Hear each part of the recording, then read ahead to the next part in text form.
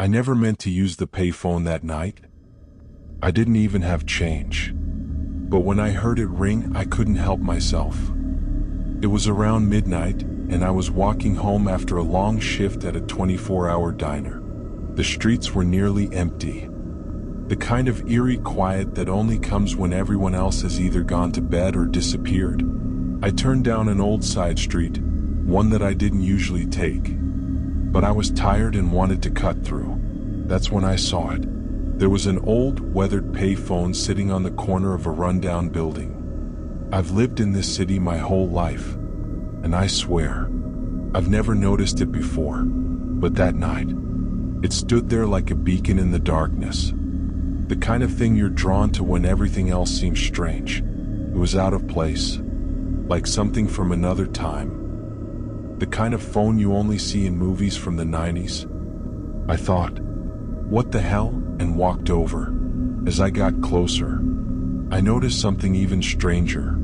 The receiver was off the hook. Someone had clearly used it recently. I shrugged it off and took a few steps past. But then, I heard it, a sharp, urgent sound. I stopped in my tracks, my heart pounding in my chest. I glanced around, but the street was still deserted. No one in sight. I knew the payphones don't get calls unless they're connected to someone on the other end, but this one, it was ringing, and I couldn't help myself. I stepped back and grabbed the receiver. I didn't even think about it, just did it. "Hello?" I said, my voice coming out shaky. There was silence, then a faint crackling sound, static, and then a voice. It wasn't a voice I recognized. "Is this the last number dialed?" The words were slow, deliberate, almost mechanical. I froze. "What?" I said, my throat tight. "What do you mean?" For a moment there was more static. I could hear faint whispers, like someone was talking in the background, muffled, distant, almost like they were underwater. And then the voice came back. "Is this the last number dialed?" A chill ran through me. I didn't know what it meant. "Who is this?" I demanded, starting to panic. But before I could say anything else, the voice answered sharp and clear. "Call your sister. She's in trouble." I jerked the receiver away from my ear, my heart hammering. My sister? She lived a few blocks away. But it was past midnight. I hadn't talked to her in days, so why would someone be telling me that? I looked around again, but the street was still empty.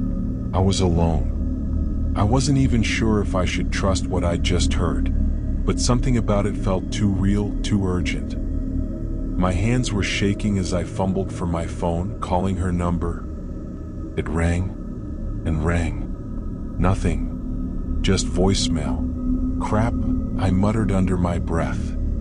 I hung up, about to leave the phone booth, when I saw something that froze me in place. On the glass, in a smear of grime, were numbers. They weren't mine. They weren't even numbers I recognized, but the arrangement was strange. It was like someone had scrawled them on the window with their finger.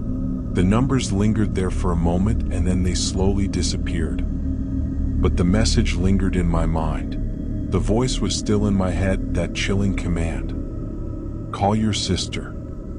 I couldn't shake it. I turned, started walking towards her apartment. Halfway there, my phone buzzed. It was a text from her. "Don't come. I'm not alone. He's here." The blood drained from my face as I read those words. Then I heard the sound. The payphone ringing again from somewhere behind me. I didn't look back. I didn't need to. But when I finally reached my sister's apartment, I found it empty. There were signs of a struggle. A broken chair, a knocked-over lamp. And then, at the door frame, something I'll never forget, a single red mark shaped like a handprint. I couldn't explain it. The call, the voice, the numbers. I never told anyone about that night.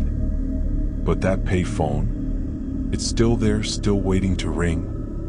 And sometimes, I swear I can hear it, even when I'm nowhere near it. So, if you're ever walking down a dark street, and you see a payphone, just remember, not all calls are meant to be answered. Don't pick up.